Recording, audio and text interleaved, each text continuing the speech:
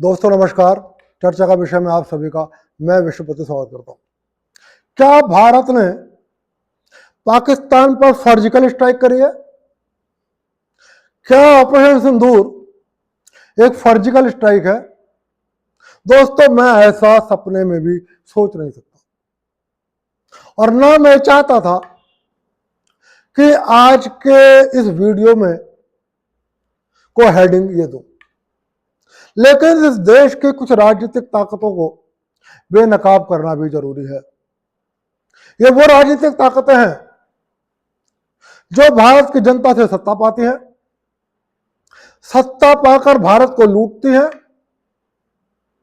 भारत से धन कमाती हैं, लेकिन इन्हें जब भी मौका मिलता है ये भारत के खिलाफ आक्रामक रुख अपनाती हैं, भारत की सेनाओं को अपमानित करने का प्रयास करती हैं, भारत की अस्मिता को चुनौती देती हैं और भारत के सेना के गरूर को तोड़ने का प्रयास करती है। दोस्तों आपने देखा होगा, जिस दिन से ऑपरेशन सिंदूर शुरू हुआ है, कांग्रेस पार्टी में एक अजीब तरीके की बेचैनी है।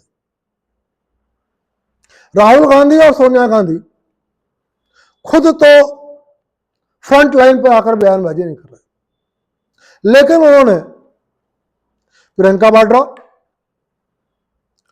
और अपने जीजा रॉबर्ट वाड्रा के नेतृत्व में एक टीम बना दी जो लगातार भारत के ऊपर स्ट्राइक कर रही है। और इस टीम में कौन शामिल है? इस टीम में शामिल हैं पवन खेड़ा, इस टीम में शामिल हैं जयराम रमेश, मल्लिकार्जुन खड़गे, सिद्धारमैया कर्नाटक के मुख्यमंत्री, उदित राज कांग्रेस के नेता और कांग्रेस पार्टी के कर्नाटक के कई और विधायक, उत्तर प्रदेश कांग्रेस के अध्यक्ष अजय राय। ऐसा लगता है कि राहुल गांधी ने और सोनिया गांधी ने इनको यह काम सौंप रखा है कि हम तो खुलकर बैटिंग नहीं करेंगे, लेकिन आपको अपने बयानों के माध्यम से भारत की सेनाओं के हौसलों को तोड़ना है, आपको अपने बयानों के माध्यम से भारत के गरूर को तोड़ना है। बयानबाजी बहुत हो चुकी, लेकिन आज उस वक्त हद हो गई जब कांग्रेस पार्टी के एक नेता ने, जिसका वीडियो मैंने खुद सुना, और उसने ये कहा कि प्रधानमंत्री नरेंद्र मोदी सर्जिकल, शब्दों का ध्यान दीजिए, सर्जिकल स्ट्राइक का महिमा मंडन कर रहे हैं। इसका मतलब यह हुआ कि कांग्रेस पार्टी का यह नेता और कांग्रेस पार्टी यह मानती ही नहीं कि भारत की सेनाओं ने ऑपरेशन सिंदूर के माध्यम से पाकिस्तान का गरूर तोड़ा है। रूस से लेकर अमेरिका तक एक राय है, सऊदी अरब से लेकर तुर्की तक एक राय है कि भारत ने पाकिस्तान पर हमला करा, कि भारत ने पाकिस्तान के एयरबेसेस को नुकसान पहुंचा दिया, कि भारत ने पाकिस्तान के तमाम मिलिट्री इंस्टॉलेशंस को नुकसान पहुंचा दिया, कि भारत ने पाकिस्तान के अंदर कुछ ऐसे स्थानों को निशाना बनाया जिन्हें भारत कहता है कि आतंकियों के अड्डे थे, जबकि वेस्टर्न मीडिया जो भारत के खिलाफ है उसने भी यह तो बताया कि भारत ने वहां हमला किया। फर्क इतना है कि यह कहा कि वो पाकिस्तान के धार्मिक स्थल थे, लेकिन भारत की कांग्रेस पार्टी इस बात पर विश्वास करने को तैयार नहीं है, उसको यकीन नहीं हो रहा। वो कह रही है सर्जिकल स्ट्राइक है। उसके नेता कभी कहते हैं कि आखिर इतना सब कुछ करने की जरूरत क्या थी, कभी उसके नेता कहते हैं कि विदेशों में जो डेलीगेशन भेजे जा रहा है इसकी जरूरत क्या थी। आखिर कांग्रेस पार्टी क्या चाहती है? कांग्रेस पार्टी इस देश से इतनी नफरत क्यों करती है? इस देश के विरुद्ध गद्दारी कांग्रेस पार्टी के दिलों में इतनी क्यों भरी हुई है? क्योंकि सन 47 से पहले भी और सन 47 के बाद भी यदि आप कांग्रेस का इतिहास उठाकर देखोगे तो भारत के प्रति गद्दारी से इतिहास के पर्चे भरे पड़े हैं। मैं कांग्रेस के विरुद्ध बहुत ज्यादा यहां बोलना नहीं चाहता। मैं तो चाहता हूं कि मुझे कुछ ऐसे किस्से पता लगे जिससे पता लगे कांग्रेस ने इस देश के लिए बहुत कुछ किया है। लेकिन जब भी इतिहास के पन्नों को पलटता हूं, हर रोज कांग्रेस का इस देश के प्रति गद्दारी का एक किस्सा सामने आ जाता है और फिर मन उबलता है कि कांग्रेस के इस चरित्र को देश के सामने रखना जरूरी है। कभी कांग्रेस पार्टी के अध्यक्ष, उत्तर प्रदेश कांग्रेस के अध्यक्ष, जिनके भाई का उसके गाजीपुर के माफिया मुख्तार अंसारी ने सरेआम कत्ल कर दिया था, और जो आज उस कांग्रेस पार्टी के पैरों में पड़े हैं जिसने मुख्तार अंसारी को बचाने के लिए जमीन और आसमान एक कर दिया था। आपको याद होगा कि उस वक्त पंजाब में कांग्रेस पार्टी की सरकार थी और प्रियंका गांधी खुद इंटरेस्ट ले रही थी कि किसी भी कीमत पर मुख्तार अंसारी पंजाब की जेलों में ही बंद रहे ताकि उसे यूपी की पुलिस अपने गिरफ्त में ले सके और कहीं वो मारा ना जाए। कौन था ये मुख्तार अंसारी? जिसने अजय राय जो आज कांग्रेस पार्टी के उत्तर प्रदेश के अध्यक्ष है, उसके भाई की हत्या करी थी। वो अजय राय भी सेना पर सवाल उठा रहा है, सरकार पर सवाल उठा रहा है, उस सरकार पर सवाल उठा रहे हैं जिस सरकार ने उसके भाभी के सिंदूर की रक्षा करी है, जिस सरकार ने उसके भाई के हत्यारों को न्याय के कटघरे में खड़ा करा और उन्हें उनके अंजाम तक पहुंचाया। वो अजय राय, वो पवन खेड़ा, वो मल्लिकार्जुन खड़गे, जिन्होंने इस देश की सरकार में सत्ता में रहकर मलाई खाई है, वो आज भारत की सेना पर सवाल उठा रहा है, भारत की क्षमता पर सवाल उठा रहा है। दोस्तों, कई बार मुझे ऐसा लगता है कि भारत ने नूर खान या सरगोधा या रहीम यार खान में जो एयर स्ट्रिप्स पर हमले करे, गड्ढे करे, या भारत की सेनाओं ने किराना हिल्स में जो मिसाइलें गिराई, वहां की सुरंगों में पाकिस्तान के परमाणु बम नहीं थे, वहां के सुरंगों में शायद अमेरिका के भी परमाणु बम नहीं थे, शायद वहां की सुरंगों में भारत की कांग्रेस पार्टी के नेताओं द्वारा इस देश से लूटा गया सोना, हीरा, जवाहरात और धन दौलत थी, जो पाकिस्तान की खुफिया एजेंसी ISI ने सुरक्षित रूप से नूर खान, सरगोधा, रहीम यार खान सहित तमाम पाकिस्तान के एयरबेसेस के एयर स्ट्रिप्स के नीचे और किराना हिल्स की सुरंगों में छिपा रखी थी। कम से कम जिस तरीके से कांग्रेस को दर्द हो रहा है उससे ऐसी लग रहा है। कांग्रेस के नेताओं से सिद्धारमैया से लेकर मल्लिकार्जुन खड़गे तक, जयराम रमेश से लेकर मल्लिकार्जुन खड़गे, पवन खेड़ा तक, ऐसा लगता है कि ऑपरेशन सिंदूर का इतना दर्द पाकिस्तान को महसूस नहीं हो रहा जितना कांग्रेस पार्टी को हो रहा है। शहबाज शरीफ तमाम तरीके के दिलासे देकर आसिम मुनीर को सदमे से उबारने का प्रयास कर रहा है, खुद को अपने सदमे से, भारत की पिटाई से जो सदमे में आए हैं उससे उबारने का प्रयास कर रहा है। लेकिन कांग्रेस पार्टी पाकिस्तान पर भारत ने जो हमला करा उस सदमे से उबर नहीं पा रही है। अभी कल ही शहबाज शरीफ अजरबैजान में थे और वहां वो अपने पिटे हुए सेना के जनरल आसिम मुनीर को लेकर गए थे। आसिम मुनीर गहरे सदमे में है, गहरे डिप्रेशन में है। उनको दबाव के साथ साथ फील्ड मार्शल की उपाधि दी गई और कहा गया कि नहीं नहीं तुम पिटे नहीं हो, हौसला रखो, तुमने बहुत दिलेरी दिखलाई है, तुम अपना हौसला बना कर रखो। जगह जगह ले जा रहे हैं शहबाज शरीफ, उनको पब्लिक के सामने खड़ा करते हैं। जैसे मदारी को आपने देखा होगा कि मदारी डमरू पीटता है और फिर वहां पर एक बंदर को खड़ा करता है कि देखो ये बंदर का नाच देखो, ये बंदर बहुत काबिल है। ऐसे ही शहबाज शरीफ जगह जगह मीटिंगें कर रहे हैं, डमरू बजाते हैं और फिर आसिम मुनीर को खड़ा कर देते हैं कि देखो मेरा ये जनरल है जिसको मैं रस्सी में बांध के लाया, ये बहुत दिलेर है। भारत ने बहुत बड़ा हमला करा, लेकिन इसने बड़ी दिलेरी से जवाब दिया, ये पिटा नहीं है, डरा नहीं है, और इस तरीके से वो आसिम मुनीर का हौसला बढ़ाते।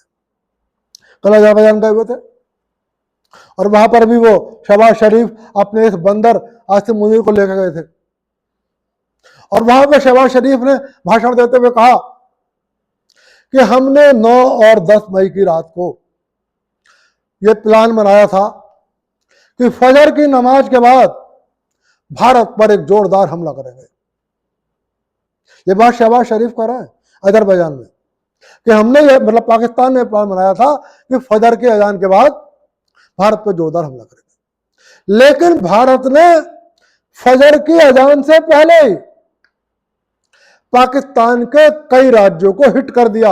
ये बात पाकिस्तान के प्रधानमंत्री शहबाज शरीफ कर रहे हैं और फिर वो अपने बंदर आसिम मुनीर को खड़ा करते हैं कि आसिम मुनीर खड़े हो, और वहां पर लोग ताली पीटते हैं कि देखो शहबाज शरीफ का बंदर खड़ा हो गया, और कहते हैं कि देखो ये मेरा जनरल है आसिम मुनीर, इसने बहुत बहादुरी से काम लिया। और उसके बाद इसने पाकिस्तान के भारत से जो मिसाइलें आई थी उनका बहुत सख्ती के साथ मुकाबला किया। फिर वो कहते हैं कि हमने फिर ये सोचा कि 10 तारीख के दिन में भारत पर हमला करेंगे, लेकिन तभी मुझे आसिम मुनीर ने बताया कि भारत की ओर से सीज फायर की रिक्वेस्ट आई है और हमने उसको मान लिया। कितना बढ़िया मजाक सुनाया शहबाज शरीफ ने कि वो हमला करने की सोच रहे थे, लेकिन भारत ने पहले हमला कर दिया। पाकिस्तान खुद जवाब देने की सोच रहा था दिन में, लेकिन भारत जो पाकिस्तान को पीट रहा था उसने सीज फायर की रिक्वेस्ट भेज दी। पाकिस्तान ने भारत के हमले के जवाब में हमला नहीं करा, बल्कि भारत के सीज फायर के रिक्वेस्ट को मान लिया। क्यों मान लिया? क्या पाकिस्तान को डर था कि हम जवाब नहीं दे सकते? क्या पाकिस्तान को पता था कि यदि अब हमने जवाब देने का प्रयास भी किया तो पाकिस्तान का भरता बना देगा भारत की सेना? पाकिस्तान का शहबाज शरीफ मान रहा है कि भारत की सेनाओं ने पाकिस्तान के एयरबेस पर हमले किए।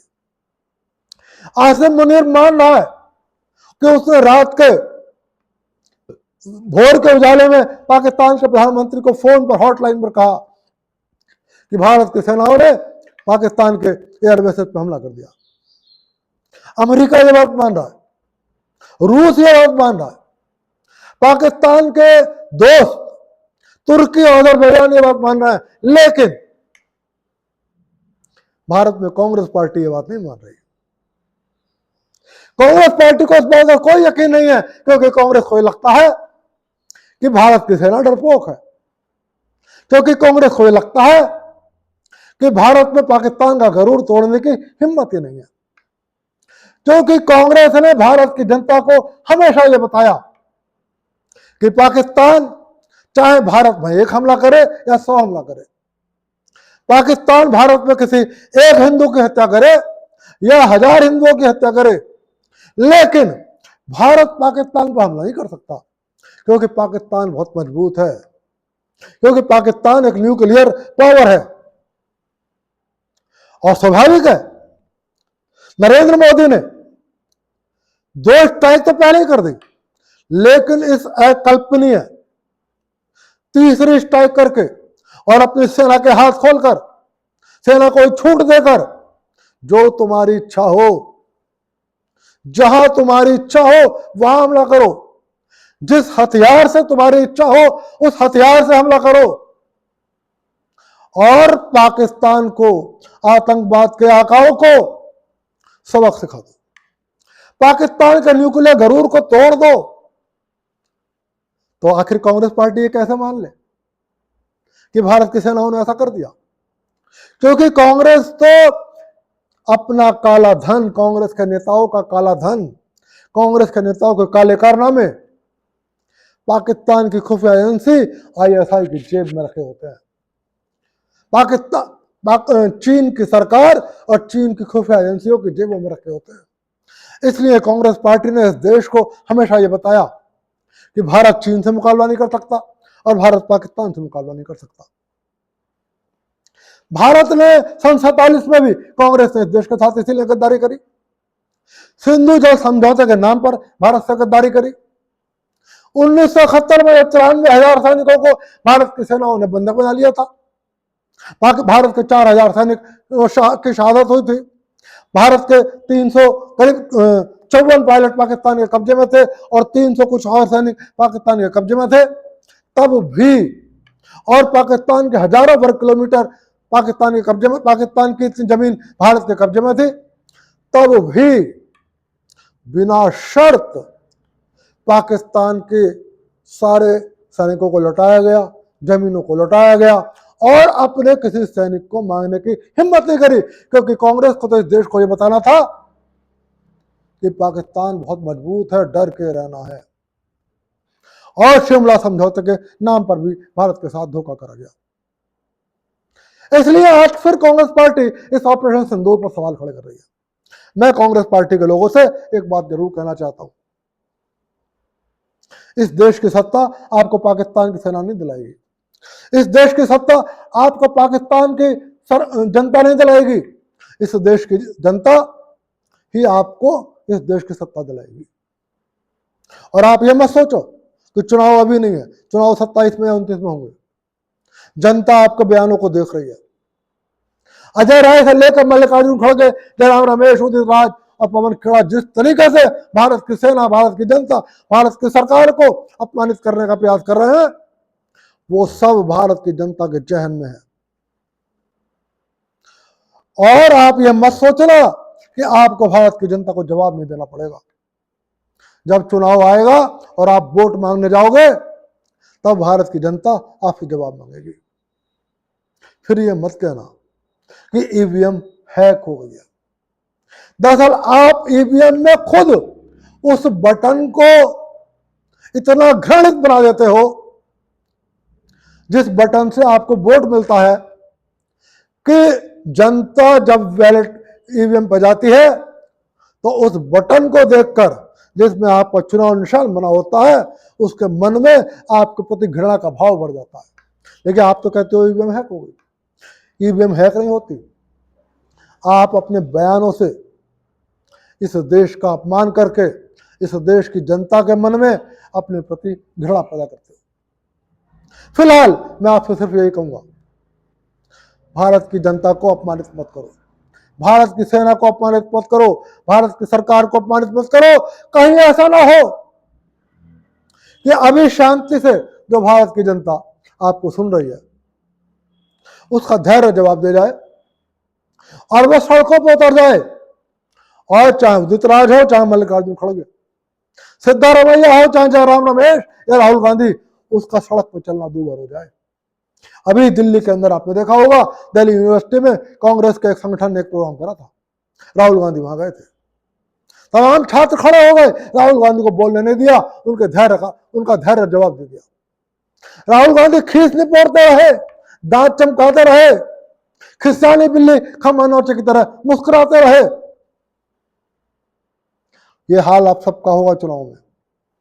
इसलिए बेहतर होगा अपने दिलों से भारत के प्रति नफरत को निकालो।